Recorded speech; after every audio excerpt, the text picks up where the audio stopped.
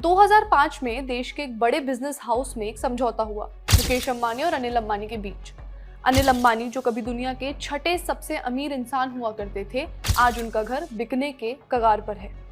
घर का नाम है अबोर्ड यानी आशियाना, और जिस केस में ये आशियाना जब्त हुआ है उसका नाम है रिलायंस कम्युनिकेशंस बैंक फ्रॉड, जहां एक भाई ने जियो जैसी कंपनी बनाकर देश के पूरे टेलीकॉम लैंडस्केप की काया पलट दी। वहीं जानकार कहते हैं कि दूसरे अंबानी ने छलांग मारने के चक्कर में चोट खा ली। आज जानेंगे अनिल अंबानी के एलिजिड बैंक फ्रॉड की पूरी कहानी। हाय, मैं हूं श्रुति और आप देख रहे हैं खर्चा पानी। Brought to you by Rajnikandha, itel and Sensodyne DSP.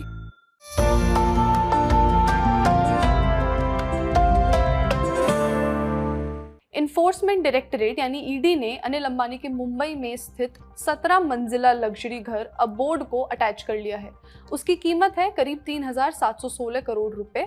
ये बताई जा रही है ये कार्रवाई रिलायंस कम्युनिकेशन से जुड़े मनी लॉन्ड्रिंग और बैंक लोन फ्रॉड केस में की गई है। ईडी का आरोप है कि ये प्रॉपर्टी एक प्राइवेट फैमिली ट्रस्ट में ट्रांसफर की गई थी ताकि बैंकों की वसूली से इसे बचाया जा सके। जांच एजेंसी के मुताबिक रिलायंस कम्युनिकेशंस, जिसे हम इस पूरी कहानी में आरकॉम बोलेंगे, उससे जुड़ी कंपनियों पर करीब 40,000 करोड़ रुपए का कर्ज बकाया है। इस केस में अब तक ED This is how simple it is to create your first AI-powered algo trading robot. First, you need to select the instrument in which you want to take your trades. Then you define the time frame on which you want to take your trades, and then you define लगभग 15,000 करोड़ रुपए से ज्यादा की property attach. Housing bank, SEBI, NFRA और bank of Baroda सभी ने अपनी जानकारी ईडी के साथ शेयर की। ईडी ने कुल 3 अलग पीएमएलए केसेस बनाए। पहला आरकॉम बैंक फ्रॉड, जो ये मेन केस है जिसके बारे में हम बात भी कर रहे हैं, जिसमें ईडी का कहना है कि 40,000 करोड़ रुपए की हेराफेरी हुई। दूसरा केस है रिलायंस होम फाइनेंस में गड़बड़ियों का, और तीसरा येस बैंक का केस है। हम आरकॉम वाले केस के बारे में आज बात कर रहे हैं। अगस्त 2025 में अनिल अंबानी ईडी के सामने पहली बार पेश हुए। 10 घंटे पूछताछ हुई। अब आते हैं उस चैप्टर पर जिसने इस पूरी कहानी को एक बार फिर सुर्खियों में ला दिया। अभी तक आपको समझ आ ही गया कि कैसे शुरुआत हुई थी, कंपनी कितना अच्छा कर रही थी, उसके बाद इतना ज़्यादा कर्ज लिया गया, चुकाया नहीं गया, कंपनी इंसॉल्वेंट हो गई और अब बैंक्स में फ्रॉड के आरोप भी लगने लगे। लेकिन फिर आता है सुप्रीम कोर्ट, ईडी का घर अटैच करना और आज की तारीख। अबोर्ड का अटैचमेंट।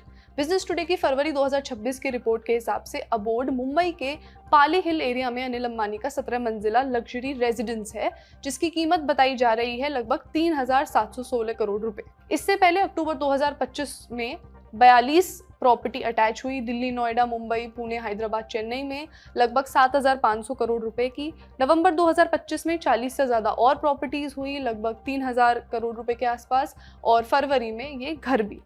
तो कुल मिलाकर अब तक ईडी ने 15,700 करोड़ रुपए की प्रॉपर्टीज अटैच कर ली हैं। इस कहानी में सुप्रीम कोर्ट ने भी ईडी और सीबीआई को कुछ बातें कही। बिजनेस स्टैंडर्ड की फरवरी 2026 की रिपोर्ट के मुताबिक चीफ जस्टिस सूर्यकांत की बेंच ने कड़े शब्दों में ईडी और सीबीआई की अनएक्सप्लेन्ड डिले पर नाराजगी जताई। मतलब उन्होंने पूछा कि ईडी और सीबीआई को इतना समय क्यों लग रहा है इस केस पे काम करने में, अभी तक इस केस का कंक्लूजन क्यों नहीं निकल कर आया है। कोर्ट ने 3 ऑर्डर दिए। पहला, ईडी को ऑर्डर दिया कि एक एसआईटी यानी स्पेशल इन्वेस्टिगेशन टीम बनाई जाए और जांच को पूरा किया जाए।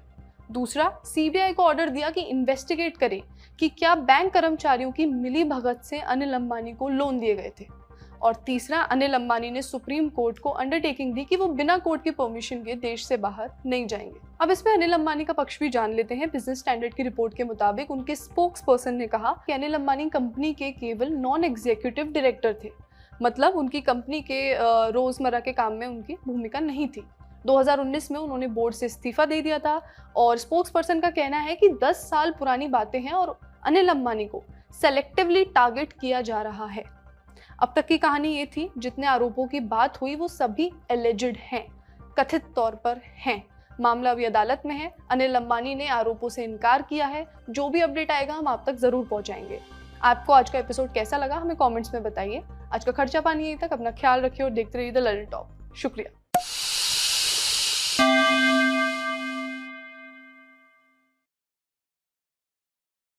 दोस्तों, ये जो प्लेटफॉर्म आप देख रहे हो इसका नाम है सही।